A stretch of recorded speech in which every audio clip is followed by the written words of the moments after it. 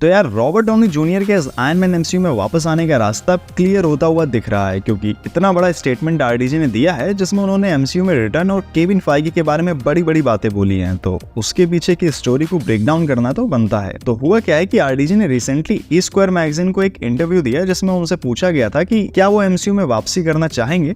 तो आरडीजे ने कहा कि वो खुशी खुशी आना चाहेंगे एमसीयू में। एमसीयू उनके डीएनए का इंटीग्रल पार्ट जैसा है। आयरन मैन के रोल ने उन्हें खुद चुना है। और केविन फाइगी को लेकर भी आरडीजे ने बोला कि अगर केविन फाइगी चाहेंगे तो कुछ भी पॉसिबल है। अब ये काफी पॉजिटिव स्टेटमेंट है उन फैंस के लिए जो आरडीजे के आयरन मैन को एमसीयू में वापस देखना चाहते हैं। और यहाँ पर गौर करने वाली चीज ये भी है कि आरडीजे के आयरन मैन के एमसीयू में रिटर्न को लेकर टोन भी काफी चेंज हुई है, क्योंकि ओपेनहाइमर मूवी के लिए ऑस्कर मिलने से पहले तक आरडीजे की टोन ऐसी थी जैसे एमसीयू में सुपर हीरो प्ले करने की वजह से उनकी एक्टिंग ग्रोथ नहीं हो पाई और कई अच्छी मूवीज उनको मिल नहीं पाई। और कई बार तो वो एमसीयू रिटर्न के क्वेश्चंस को अवॉइड भी कर चुके हैं। बट अब टोन में सडन शिफ्ट कहीं ये इशारा तो नहीं कर रहा कि केविन फाइगी से एमसीयू वाली मुलाकात ऑलरेडी हो चुकी है, क्योंकि देखो ये तो 1000% श्योरिटी के साथ मैं तुम्हें बोल सकता हूँ कि RDJ Avengers secret Wars movie में जरूर होंगे। इसमें कोई रॉकेट साइंस नहीं है, बल्कि मार्वल का मूवी बनाने का फॉर्मूला ही यही है। एवेंजर्स एंड गेम में इन्फिनिटी सागा तक के सारे सुपर हीरोज इन्वॉल्व थे। फिर स्पाइडरमैन नो वे होम आई तो उसमें टोबी मैगवायर और एंड्रू गारफील्ड के स्पाइडरमैन देखने को मिले, जो कि उस टाइम पर इंटरनेट का ओनली फेवरेट टॉपिक था डिस्कशन करने का।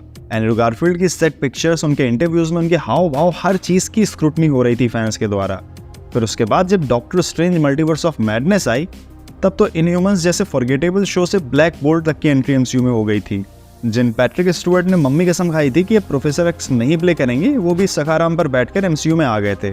तो ये अज्यूम कर लेना कि कॉमिक बुक मूवीज में डेथ को सीरियसली लिया जाता है, ये एक कंप्लीट जोक है। और वैसे भी जोनाथन मेजर्स के केस के बाद से मार्वल अपनी एवेंजर्स मूवीज को लेकर काफी ज्यादा उलटफेर कर चुका है। प्लस जोनाथन मेजर्स के केस के बारे में एक अपडेट आई है कि उनको जेल नहीं होगी अब, बल्कि बस 1 साल की काउंसलिंग लेनी पड़ेगी। अब इस न्यूज़ से एमसीयू में कुछ उनका चेंज होगा या नहीं, ये थोड़े टाइम में पता चलेगा। बट एवेंजर्स सीक्रेट वॉर्स जैसी मूवी जो मार्वल वालों के लिए एंड गेम मूवी जैसी होगी विद 100 गुना स्केल, तो ऐसे में अगर वो एंड गेम का पोर्टल सीन वाला क्रेज रिपीट करना चाहते हैं तो ओरिजिनल एवेंजर्स तो लाने ही पड़ेंगे। और लोकी शो के सीजन 2 में लोकी के ही हू रिमेन्स को रिप्लेस करके सारे अल्टरनेट यूनिवर्सेस को एग्जिस्ट होने देने से जो मल्टीवर्सल स्टोरी लाइन्स क्रिएट हुई हैं, वो मार्वल को ऐसा इजीली करने की फ्रीडम भी देती है। इतने सारे अल्टरनेट यूनिवर्सेस में से जब बैटल वर्ल्ड का क्रिएशन होगा सीक्रेट वॉर्स में, तो किसी अल्टरनेट यूनिवर्स से आरडीजे का टोनी स्टार्क भी वापस आ सकता है। पॉसिबल है कि कॉमिक्स की तरह किसी दूसरे यूनिवर्स से आरडीजे की शील्ड के डायरेक्टर की तरह एंट्री करवा दी जाए, या फिर अमेरिकन प्रेसिडेंट की तरह, या फिर फुल नॉस्टैल्जिया मोड में आकर एज प्रॉपर आयरन मैन बनाकर ही वापस ला दिया जाए, जहां बिल्कुल ही हदें पार करते हुए आयरन मैन के सूट में अपग्रेड्स देखने को मिले। मे बी कॉमिक्स में एक बार एआई की तरह भी यूज किया गया था टोनी स्टार्क को, तो वैसा ही कुछ होलोग्राफिक इफेक्ट में भी टोनी स्टार्क दिख सकता है, क्योंकि काफी इनसाइडर्स और स्कूपर्स के अकॉर्डिंग एवेंजर्स सीक्रेट वॉर्स की स्टोरी में आरडीजे का रोल है। और मेन लीड में टोबी मैगवायर के स्पाइडरमैन और ह्यू जैकमैन का वुल्वरीन होगा। तो अगर इतने पुराने कैरेक्टर्स मूवी की मेन लीड में हो सकते हैं, तो इसका मतलब ये एवेंजर्स सीक्रेट वॉर्स अब तक की सारी एमसीयू और अदर मार्वल मूवीज के कंक्लूजन जैसी होगी। ठीक उसी तरह जैसे एंड गेम सारी इन्फिनिटी स्टोन्स वाली स्टोरी लाइन यानी इन्फिनिटी सागा का कंक्लूजन थी। एवेंजर्स सीक्रेट वॉर्स पूरे एमसीयू के लिए एक सॉफ्ट रिबूट होने वाली है, जहां सीक्रेट वॉर्स के बाद आने वाले एमसीयू प्रोजेक्ट्स बिल्कुल नए फील वाले होंगे। और उनको समझने के लिए नए पैदा हुए फैंस को 100 मूवीज और 150 शोज नहीं देखने पड़ेंगे। तो ऐसे में लास्ट बार सीक्रेट वॉर्स मूवी में एमसीयू के most iconic super hero iron man का रोल तो बनता है।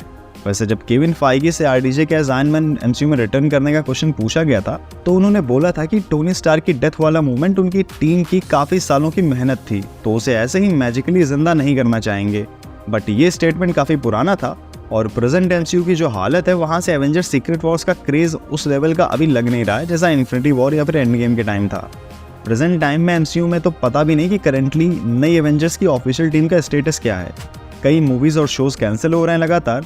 ऐसे में मार्वल के बिजनेस पॉइंट ऑफ व्यू से देखें तो Avengers secret Wars movie Avengers end game से भी ज्यादा कमाई तभी कर पाएगी जब मार्वल वाले फैंस को एमसीयू का बिगेस्ट नॉस्टैल्जिया मोमेंट दे पाएं, जो मार्वल का बेस्ट और मोस्ट गो टू फॉर्मूला रहा है अब तक की सारी क्रॉसओवर मूवीज में। और ऐसा तभी हो पाएगा जब टोबी मैगवायर का स्पाइडरमैन, ह्यू जैकमैन का Wolverine plus RDJ as Iron Man और अदर ओजी एवेंजर्स प्लस सारी मार्वल मूवीज के बेस्ट सुपर हीरोज एक साथ दिखेंगे। कम से कम टोनी स्टार्क और डेडपूल की फनी कन्वर्सेशन सुनने की तमन्ना तो मेरे अंदर भी है। वैसे तुम्हारे क्या विचार हैं इस चीज पर, कमेंट्स में बताओ।